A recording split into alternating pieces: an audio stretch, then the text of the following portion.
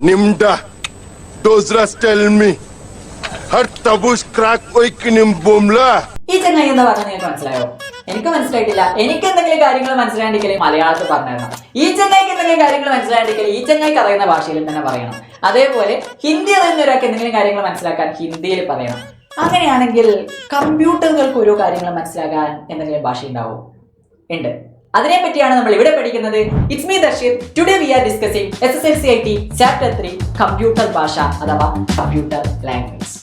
അപ്പൊ നമ്മൾ ആദ്യം പറഞ്ഞു കാലകേന് മനസ്സിലാവുന്ന ഒരു ലാംഗ്വേജ് ഉണ്ടെങ്കിൽ കമ്പ്യൂട്ടറിന് മനസ്സിലാവുന്ന ഒരു ലാംഗ്വേജ് ഉണ്ടാവും. കമ്പ്യൂട്ടറിനാകെ ഓൺ ചെയ്യുക ഓഫ് ചെയ്യുക, ഈ രണ്ട് കാര്യങ്ങൾ, ഈ രണ്ട് സ്റ്റേറ്റ് ഓൺ ഓഫ്, ഈ രണ്ട് സ്റ്റേറ്റേ മനസ്സിലാവും. അങ്ങനെയാണെങ്കിൽ ഈ രണ്ട് സ്റ്റേറ്റുകളെ a computer is an electronic device like any electronic device. Computers only no on and off. ഓണും ഓഫും മാത്രമേ കമ്പ്യൂട്ടറിന് മനസ്സിലാവൂ. ഈ രണ്ട് സ്റ്റേറ്റുകളെ ഓൺ ഓഫ്, ഈ രണ്ട് സ്റ്റേറ്റുകളെ a language that uses only on and off is called binary language. കമ്പ്യൂട്ടറുകൾക്ക് മനസ്സിലാവുന്ന ഒരു ലാംഗ്വേജ് ആണ് ബൈനറി ലാംഗ്വേജ്. ബൈനറി ലാംഗ്വേജ് ആണ് കമ്പ്യൂട്ടറിന് മനസ്സിലാവൂ. നമുക്ക് എന്ത് കൊടുക്കണ്ടെങ്കിലും അത് ബൈനറി ലാംഗ്വേജിലായിരിക്കും കമ്പ്യൂട്ടർ മനസ്സിലാക്കുന്നത്. ആ ബൈനറി ലാംഗ്വേജ് എന്ന് പറയുന്നത് ഓൺ ആൻഡ് ഓഫ്, ഈ രണ്ട് സ്റ്റേറ്റുകളെ അടിസ്ഥാനമാക്കിയിട്ടാണ് ഉണ്ടാകുന്നത്. അതിനെ നമ്മൾ ഓൺ ഓഫ്, അതിനെ നമ്മൾ ഹൈ ലോ, 1 0, ട്രൂ ഫോൾസ് ഇങ്ങനെയൊക്കെ തന്നെ ഡിനോട്ട് ചെയ്യാറുണ്ട്. മലയാളം ഇവിടെ കൊടുത്തിട്ടുണ്ട്. ഇപ്പൊ ഞാൻ പറഞ്ഞ കാര്യം തന്നെയാണ്. കമ്പ്യൂട്ടർ ഇലക്ട്രോണിക് ഉപകരണമാണല്ലോ. ഏതൊരു ഇലക്ട്രോണിക് ഉപകരണവും പോലെ കമ്പ്യൂട്ടറുകൾക്കും ഓൺ ഓഫ് എന്നീ രണ്ട് അവസ്ഥകൾ മാത്രമേ മനസ്സിലാവൂ. ഓൺ ഓഫ് സങ്കേതങ്ങൾ മാത്രം ഉപയോഗിക്കുന്ന ഭാഷയെ നമ്മൾ ബൈനറി എന്നാണ് പറയാ, ബൈനറി ഭാഷ എന്നാണ് പറയാ. ഈ അവസ്ഥകളെ ഹൈ ലോ, അതായത് ഓൺ ചെയ്യുക ഓഫ് ചെയ്യുക എന്നതിനാണ് ഉദ്ദേശിക്കുന്നത്. 1 0 അവിടെ ഓൺ ഓഫ്, 1 0 അല്ലെങ്കിൽ ട്രൂ ഫോൾസ് എന്നിങ്ങനെയെല്ലാം സൂചിപ്പിക്കാറുണ്ട്. കമ്പ്യൂട്ടറുകൾക്ക് മനസ്സിലാവുന്ന ആ ലാംഗ്വേജിനെയാണ് നമ്മൾ എന്ത് പറയുന്നത്? Binary language. ക്ലിയർ അല്ലേ? അങ്ങനെയാണെങ്കിൽ ഒരു ചോദ്യം നോക്കാം. സിമ്പിൾ ആയിട്ടുള്ള ഒരു ചോദ്യമാണ്. Which symbols are used in computer binary language to represent on and off state? കമ്പ്യൂട്ടറുകൾ ബൈനറി ഭാഷയിൽ ഓൺ ഓഫ് അവസ്ഥകളെ സൂചിപ്പിക്കാൻ ഉപയോഗിക്കുന്ന ചിഹ്നങ്ങളേവ? സിമ്പിൾ അല്ലേ? ഇതിൽ നിന്ന് നമുക്ക് ഉത്തരം കിട്ടുമല്ലോ. AB 1 2 0 1 plus minus. ഇപ്പൊ പറഞ്ഞ കാര്യം മനസ്സിലായിട്ടുണ്ടെങ്കിൽ ക്ലിയർ ആണ്. 0യും 1ഉം ഉപയോഗിക്കുന്ന കുറെ സീറോസും വൺസും ആണ് നമുക്ക് ബൈനറി ഭാഷയിൽ ഉണ്ടാകുന്നത്. ക്ലിയർ അല്ലേ? അങ്ങനെയാണെങ്കിൽ ഇവിടെ കാലകേയം വന്നിട്ട് നമ്മളോട് ഒരു കാര്യം ചോദിച്ചു. എന്താ ചോദിച്ചത്? എന്താ മോനെ സുഖയല്ലേ? ചങ്ങായിക്ക് ഒരു തേങ്ങയും മനസ്സിലായിട്ടില്ല. എന്തിട്ടാ?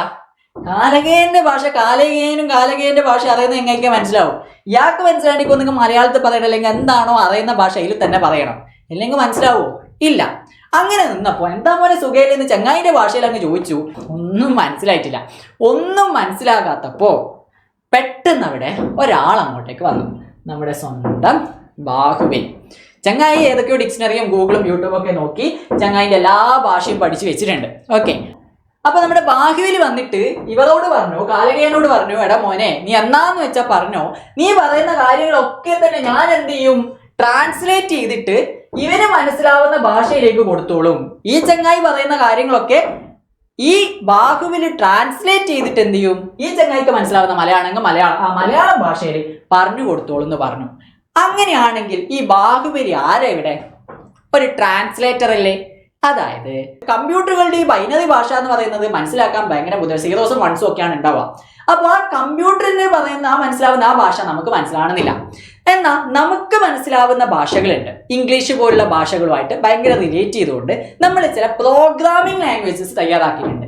അത്തരത്തിലുള്ള നമുക്ക് മനസ്സിലാവുന്ന പ്രോഗ്രാമിംഗ് ലാംഗ്വേജസിലുള്ള കാര്യങ്ങളെ കമ്പ്യൂട്ടറിന് മനസ്സിലാവുന്ന ലാംഗ്വേജിലേക്ക് ട്രാൻസ്ലേറ്റ് ചെയ്യാൻ വേണ്ടിയിട്ട് ഒരു ട്രാൻസ്ലേറ്റർ പ്രോഗ്രാം ഉണ്ടാവും. ഇവിടെ നമുക്ക് ബാഹുബലി ആയിരുന്നു ട്രാൻസ്ലേറ്റർ. അതേപോലെ നമുക്ക് മനസ്സിലാവുന്ന സോഴ്സ് കോഡിനെ കമ്പ്യൂട്ടറിന് മനസ്സിലാവുന്ന ഭാഷയിലേക്ക് മാറ്റാൻ വേണ്ടി ഉപയോഗിക്കുന്നതാണ് translator programs. Very very important question. ചോദ്യം ഇവിടെയുണ്ട്. What are the programs that translate high level language in to binary language called? High level ഭാഷയെ ബൈനറി ഭാഷയിലേക്ക് മാറ്റാൻ സഹായിക്കുന്ന പ്രോഗ്രാമിന് എന്താണ് പറയുന്നത്? ഹൈ ലെവൽ ലാംഗ്വേജ് എന്ന് പറഞ്ഞു കഴിഞ്ഞാൽ പൈത്തൺ ഒരു ഹൈ ലെവൽ ലാംഗ്വേജ് ആണ്. പൈത്തൺ, ജാവ, PHP, C++, ഇതൊക്കെ തന്നെ ഹൈ ലെവൽ ലാംഗ്വേജ് ആണ്. ഈ ചോദ്യത്തിന്റെ ഉത്തരവും അവിടെ തന്നെ നമുക്ക് കിട്ടും. ഹൈ ലെവൽ ഭാഷയെ ബൈനറി ഭാഷയിലേക്ക് മാറ്റാൻ സഹായിക്കുന്ന പ്രോഗ്രാമുകളെ എന്ത് വിളിക്കുന്നു? എഡിറ്റർ ആണോ, ട്രാൻസ്ലേറ്റർ പ്രോഗ്രാം ആണോ, അൽഗോരിതം ആണോ, വേരിയബിൾസ് ആണോ? മലയാളത്തിലായാലും ട്രാൻസ്ലേറ്റർ പ്രോഗ്രാംസ് എന്ന് തന്നെയാണ്. Translator programs is the right answer. ആ കഴിഞ്ഞ സ്ലൈഡിലൂടെ കാര്യം മനസ്സിലായില്ലേ? കോൺസെപ്റ്റ് ക്ലിയർ ആണെങ്കിൽ ഏത് രീതിയിൽ ചോദ്യം വന്നാലും നിങ്ങൾക്ക് ചെയ്യാൻ പറ്റും. മറ്റൊരു കാര്യമാണ് ഈ ട്രാൻസ്ലേറ്റർ പ്രോഗ്രാം എന്ന് നമ്മൾ പറഞ്ഞിട്ടുണ്ട്. എന്നാൽ രണ്ട് തരം ട്രാൻസ്ലേറ്റർ പ്രോഗ്രാമിനെ പറ്റിയാണ് നമുക്ക് പഠിക്കാനുള്ളത്. അതിലൊന്നാണ് കമ്പൈലർ, മറ്റൊന്നാണ് ഇന്റർപ്രറ്റർ. രണ്ടാൾക്കാരും ട്രാൻസ്ലേറ്റ് ചെയ്യുന്നതാണെങ്കിലും ചെയ്യുന്ന രീതി വ്യത്യാസമുള്ളതാണ്. അത് കൃത്യമായിട്ട് നമുക്ക് പഠിക്കാനുണ്ട്. Compilers are translator that completely convert instruction into binary language and compile them into a separate file. നിർദ്ദേശങ്ങൾ പൂർണ്ണമായും ബൈനറി ഭാഷയിലേക്ക് മൊഴിമാറ്റി ഒരു പ്രത്യേക ഫയലായി നൽകുന്നവയാണ് കമ്പൈലറുകൾ. കമ്പൈലർ ചെയ്യുന്നത് നിർദ്ദേശങ്ങളെ പൂർണ്ണമായിട്ട്, നമ്മളിപ്പോ ജാവ എന്ന് പറയുന്ന ഒരു ലാംഗ്വേജ് ഉണ്ട്. ജാവ എന്ന ലാംഗ്വേജിൽ നമ്മൾ കുറേ കാര്യങ്ങൾ ഇങ്ങനെ എഴുതി വെച്ചിട്ടുണ്ട്. ആ ഒരു ഫയൽ, ആ ഒരു ലാംഗ്വേജിനെ മുഴുവനായിട്ട് എന്ത് ചെയ്യും? വേറെ ഒരു ഫയലാക്കിയിട്ട് മാറ്റും. നിർദ്ദേശങ്ങൾ പൂർണ്ണമായും ബൈനറിയിലേക്ക് മൊഴിമാറ്റി ഒരു ഫയലായിട്ട് ഇതിനെ മുഴുവനായിട്ട് ഒരു ബൈനറി ഫയലാക്കി മാറ്റിയിട്ട് ഇങ്ങനെ വെക്കും. ഓക്കെ, അതിനെ മുഴുവനായിട്ട് അങ്ങോട്ടേക്ക് മാറ്റും. കമ്പൈലറുകൾ നൽകുന്ന ബൈനറി ഫയലുകൾ, ഈ ബൈനറി ഫയലുകൾ, അത് എക്സിക്യൂട്ട് ചെയ്യാൻ പറ്റുന്ന എക്സിക്യൂട്ടബിൾ ഫയലുകൾ പിന്നീട് പ്രവർത്തിപ്പിക്കുന്നതിന്, പിന്നീട് നമുക്കത് റൺ ചെയ്യാൻ വേണ്ടിയിട്ട് പ്രവർത്തിപ്പിക്കുന്നതിന് അവയുടെ ഹൈ ലെവൽ ഭാഷയിലെ നിർദ്ദേശങ്ങൾ, സോഴ്സ് കോഡ് ആവശ്യമില്ല. ഈ ഒരു സാധനം വേണ്ട. നമുക്ക് മനസ്സിലാവുന്ന പൈത്തൺ, ജാവ, PHP പോലുള്ള ഹൈ ലെവൽ ലാംഗ്വേജിൽ എഴുതിയിട്ടുള്ള നമുക്ക് മനസ്സിലാവുന്ന ആ ഒരു ഫയലിനാണ് നമ്മൾ എന്ത് പറയുന്നത്? Source code. ആ കോഡിനാണ് സോഴ്സ് കോഡ് എന്ന് പറയുന്നത്. കമ്പൈലർ ആണ് ഉപയോഗിക്കുന്നതെങ്കിൽ ഓൾറെഡി നമ്മൾ അത് കമ്പൈൽ ചെയ്ത് കൃത്യമായിട്ട് വേറെ ഒരു ഫയലാക്കി വെച്ചിട്ടുണ്ടാവും. അതുകൊണ്ട് ഈ സോഴ്സ് കോഡിന് ആവശ്യമില്ല. ഓക്കെ, അത് തന്നെയാണ് ഇവിടെ ഇംഗ്ലീഷിലും കൊടുത്തിട്ടുള്ളത്. Binary file, executable file created by compiler do not require the original high level language code. ആ സോഴ്സ് കോഡ് റൺ ലൈറ്റ് പിന്നെ റൺ ചെയ്യാൻ വേണ്ടിയിട്ട് ആവശ്യമില്ല. അങ്ങനെയാണെങ്കിൽ ഇന്റർപ്രറ്റർ ആണെങ്കിലോ? Interpreter ആണെങ്കിൽ interpreters process and execute each line of code one at a time during execution. നിർദ്ദേശങ്ങൾ പ്രവർത്തിപ്പിക്കുന്ന ഘട്ടത്തിൽ മാത്രം ഓരോ വരിയും മൊഴിമാറ്റം ചെയ്ത് നൽകുകയാണ് ഇന്റർപ്രറ്റർ. ഇന്റർപ്രറ്റർ ചെയ്യുന്നത് ഒരു ഫയൽ ഉണ്ടെന്ന് വിചാരിക്കാം. പൈത്തണിനകത്ത് ടൈപ്പ് ചെയ്ത ഒരു സോഴ്സ് കോഡ് ഉണ്ട്. അതില് ലൈൻ ബൈ ലൈൻ ആയിട്ട്, ഓരോ ലൈനായിട്ട്, ലൈൻ ബൈ ലൈൻ ആയിട്ടായിരിക്കും അവിടെ എക്സിക്യൂഷൻ നടക്കുന്നത്. ഇവിടെ മുഴുവനായിട്ട് മാറ്റിയിട്ട് വേറെ ഒരു ഫയലാക്കും. ഇവിടെ ലൈൻ ബൈ ലൈൻ ആയിട്ടായിരിക്കും എക്സിക്യൂഷൻ നടക്കുന്നത്. ഇന്റർപ്രറ്ററുകൾ ഉപയോഗിച്ച് പ്രവർത്തിപ്പിക്കുമ്പോൾ സോഴ്സ് കോഡ് കമ്പ്യൂട്ടറിൽ ആവശ്യമുണ്ട്. ഇവിടെ ഇന്റർപ്രറ്റർ ആണ് യൂസ് ചെയ്യുന്നതെങ്കിൽ അത് നമ്മൾ എഴുതിയിട്ടുള്ള, നമുക്ക് മനസ്സിലാവുന്ന ഹൈ ലെവൽ ലാംഗ്വേജിൽ എഴുതിയിട്ടുള്ള ആ ഒരു സോഴ്സ് കോഡ് കമ്പ്യൂട്ടറിൽ ആവശ്യമുണ്ട്. അതിൽ ഭയങ്കര ഇമ്പോർട്ടന്റ് ആയിട്ടുള്ള ഒരു കാര്യമാണ് കമ്പൈലറുകളെ പറ്റി പറയുമ്പോൾ. കമ്പൈലറുകൾ ഉപയോഗിക്കുന്ന ലാംഗ്വേജ് ആണ് ഒന്ന് C++, ജാവ, വേറെ ഉണ്ട്. അറ്റ്ലീസ്റ്റ് ഈ 3 പേരുകളെങ്കിലും നിങ്ങൾ പഠിക്കണം. കമ്പൈലർ ഉപയോഗിച്ച് C++, ജാവ, ഈ 3 ലാംഗ്വേജ് യൂസ് ചെയ്യുന്നത് കമ്പൈലറുകളാണ്. എന്നാൽ ഇന്റർപ്രറ്ററോ നമ്മൾ ഇവിടെ പഠിക്കുന്ന പൈത്തൺ എന്ന് പറയുന്ന ലാംഗ്വേജ്, പൈത്തൺ എന്ന ലാംഗ്വേജ് ഇന്റർപ്രറ്റഡ് ലാംഗ്വേജ് ആണ്. അത് നമ്മൾ ഇന്റർപ്രറ്റഡ് ആണ് യൂസ് ചെയ്യുന്നത്. ഇന്റർപ്രറ്റഡ് ലാംഗ്വേജ് ആണ് പൈത്തൺ എന്ന് പറയുന്നത്. ലൈൻ ബൈ ലൈൻ എക്സിക്യൂഷൻ ആണ് അവിടെ നടക്കുന്നത്. അങ്ങനെയാണെങ്കിൽ നമുക്കൊരു ചോദ്യം നോക്കാം. Which type of translator converts the entire high-level instructions into a separate binary file? നിർദ്ദേശങ്ങളെ പൂർണ്ണമായും ബൈനറി ഭാഷയിലേക്ക് മാറ്റി ഒരു പ്രത്യേക ഫയലായി സൂക്ഷിക്കുന്ന ട്രാൻസ്ലേറ്റർ ഏതാണ്? കമ്പൈലർ ആണ്. Compiler is the right answer. Compiler is the right answer. What is the process of writing steps for solving a problem in a specific order called? ഒരു പ്രശ്ന പരിഹാരത്തിനുള്ള ഘട്ടങ്ങൾ ക്രമത്തിലായി എഴുതുന്ന രീതിയെ എന്ത് വിളിക്കുന്നു? എനിക്കൊരു പ്രോബ്ലം ഉണ്ട്. എന്റെ ഇപ്പോഴുള്ള പ്രോബ്ലം എന്ന് പറയുന്നത് എന്റെ ഏജ് കണ്ടുപിടിക്കുക, അല്ലെങ്കിൽ 2011 ജനിച്ച ഒരാളുടെ ഏജ് കണ്ടുപിടിക്കുക എന്നുള്ളതാണ്. ഈ ഒരു പ്രോബ്ലം എന്ന് പറയുന്നത് എങ്ങനെയാണ് 2011 ജനിച്ച ആളുടെ ഏജ് കണ്ടുപിടിക്കുക.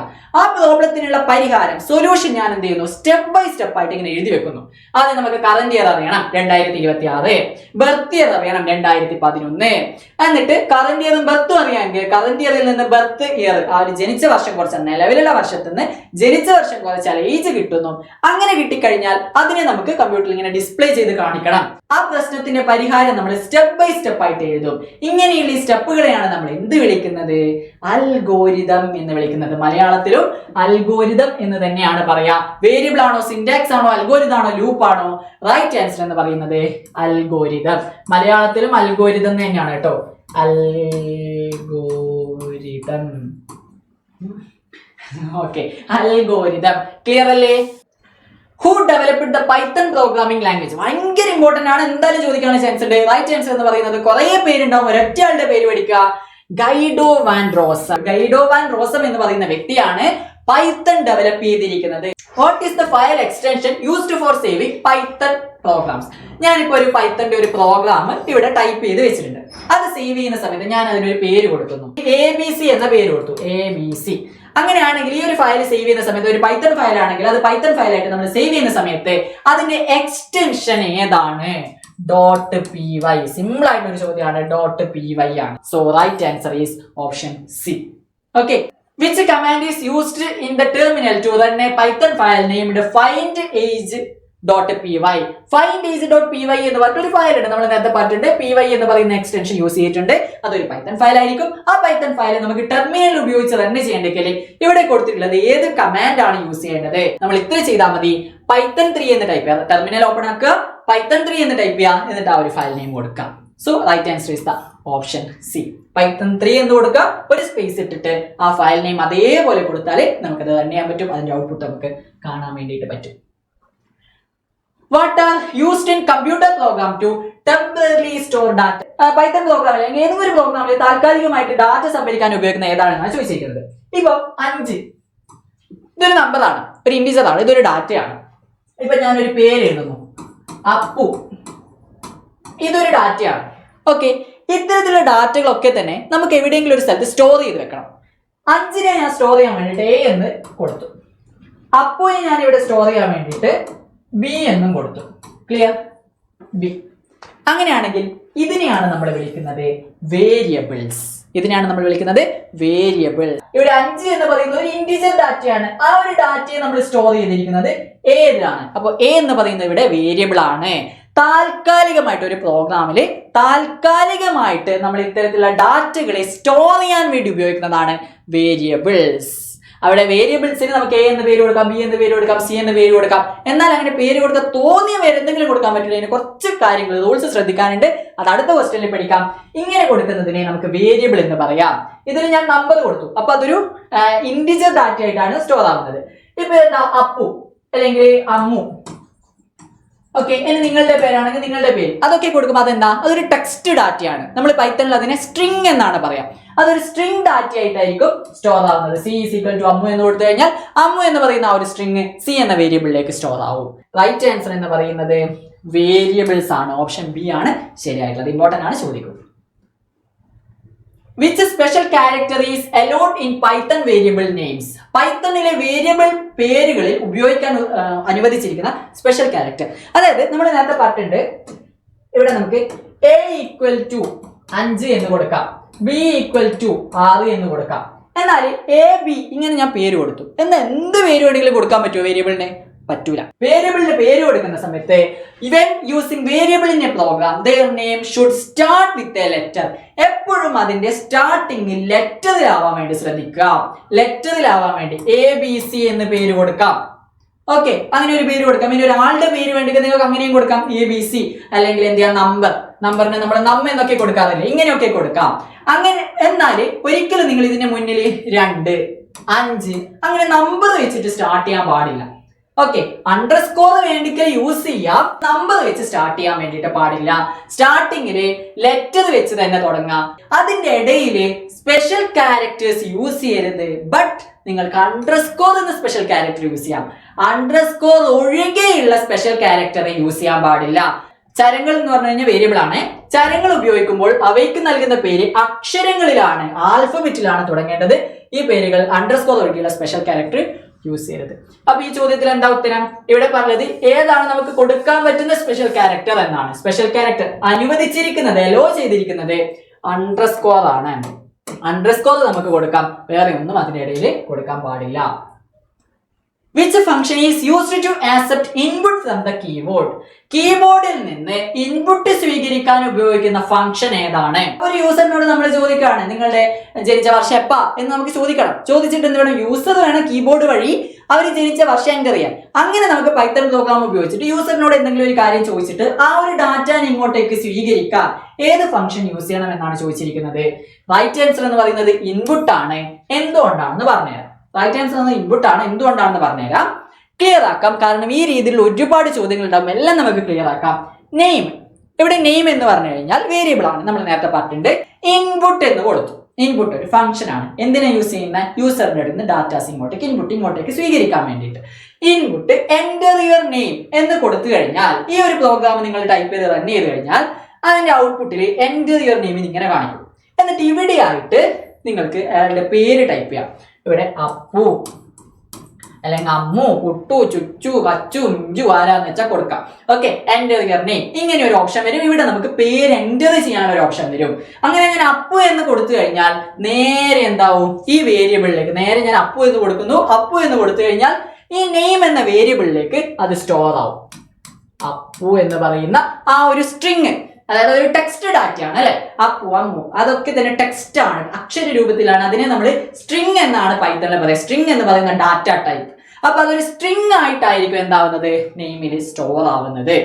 അതേപോലെ age equal to input enter your age എന്ന് കൊടുത്തു. അപ്പോൾ അത് റൺ ചെയ്ത് കഴിഞ്ഞാൽ എന്താവും? എൻ്റർ യുവർ ഏജ് യൂസറിനോട് ചോദിക്കും. അപ്പൊ യൂസറിന് എന്ത് ചെയ്യാം? ഇവിടെ ടൈപ്പ് ചെയ്യാനുള്ള ഓപ്ഷൻ വരും. എനിക്ക് ഇവിടെ ടൈപ്പ് ചെയ്യാം 10 ആണെങ്കിൽ 10 അത് കൊടുക്കാനുള്ള ഒരു ഓപ്ഷൻ വരും. അത് കൊടുത്തു കഴിഞ്ഞാലും നേരെ എന്താവും? ഏജ് എന്ന വേരിയബിളിലേക്ക് അത് സ്റ്റോർ ആവും. പക്ഷേ ഇവിടെ ശ്രദ്ധിക്കേണ്ട ഒരു കാര്യം, ഇൻപുട്ട് ഫംഗ്ഷൻ ഉപയോഗിച്ച് കഴിഞ്ഞാൽ നിങ്ങൾ അതൊരു ഇൻഡിജർ ഡാറ്റ എടുത്താലും ശരി, സ്ട്രിംഗ് ആയിട്ടുള്ള ഒരു ഡാറ്റ എടുത്താലും ശരി, അതൊക്കെ തന്നെ കിട്ടുന്നത് സ്ട്രിംഗ് ആയിട്ടായിരിക്കും. അതായത് നിങ്ങൾ 5 എന്ന് പറയുന്ന ഒരു നമ്പർ ഇവിടെ 10 കൊടുത്ത പോലെ 5 എന്ന് കൊടുത്താലും അത് ഇങ്ങോട്ടേക്ക് സ്റ്റോർ ആവുക. ഇൻപുട്ട് ഫംഗ്ഷൻ വഴി എടുക്കുമ്പോൾ അത് സ്റ്റോർ ആവുക ഒരു സ്ട്രിംഗ് ആയിട്ടായിരിക്കും, അക്ഷര രൂപത്തിലേക്കായിരിക്കും അത് സ്റ്റോർ ആവുന്നത്. അതുകൊണ്ട് തന്നെ ഇങ്ങനെ ഇൻപുട്ട് ഫംഗ്ഷൻ വഴി നിങ്ങളൊരു നമ്പർ എടുത്തിട്ട് അതിൽ മാത്തമാറ്റിക്കൽ ഓപ്പറേഷൻസ് ചെയ്യണമെങ്കിൽ അത് നടക്കൂല. അതിന് വേറൊരു വഴിയുണ്ട്. അത് അടുത്ത സ്ലൈഡുകളിലൂടെ നമുക്ക് പഠിക്കാം. ഇത്ര മനസ്സിലാക്കുക. ഇൻപുട്ട് ഫംഗ്ഷൻ വഴി നമ്മൾ സ്വീകരിക്കുമ്പോൾ അത് സ്ട്രിംഗ് രൂപത്തിലായിരിക്കും നമുക്ക് ഡാറ്റാസ് കിട്ടുക. In Python, data obtained through input is usually in which format? Input function വഴി ലഭിക്കുന്ന ഡാറ്റ സാധാരണയായി ഏത് രൂപത്തിലാണ് ഉണ്ടാവുക? അപ്പോൾ ആൻസർ എന്ന് പറയുന്നത് ഇവിടെ സ്ട്രിംഗ് ആണ്. Which function converts string data into integer format? ആ ഒരു പോയിന്റ് ഇവിടെ വരുന്നതാണ്. സ്ട്രിംഗ് ഡാറ്റ ഇന്റിജർ ആയി മാറ്റാൻ ഉപയോഗിക്കുന്ന ഫംഗ്ഷൻ ഏതാണ്? ഇന്റ് എന്ന് പറയുന്നതാണ്. ഫ്ലോട്ട് യൂസ് ചെയ്ത് കഴിഞ്ഞാൽ ഫ്ലോട്ടിംഗ്, അതായത് പോയിന്റ് വരുന്ന നമ്പേഴ്സ് ആയിട്ട് മാറ്റാം. str കൊടുത്തു കഴിഞ്ഞാൽ സ്ട്രിംഗ് ആയിട്ട് നമുക്ക് മാറ്റാം. ഇൻപുട്ട് നമ്മൾ നേരത്തെ പറഞ്ഞിട്ടുണ്ട്. അത് ഇൻപുട്ട് സ്വീകരിക്കാൻ വേണ്ടിയിട്ടാണ്. ഇന്റ് എന്ന് പറയുന്നതാണ് നമ്മൾ ഇന്റിജറിലേക്ക് മാറ്റാൻ വേണ്ടിയിട്ട് യൂസ് ചെയ്യുന്നത്. ഓക്കെ അല്ലേ?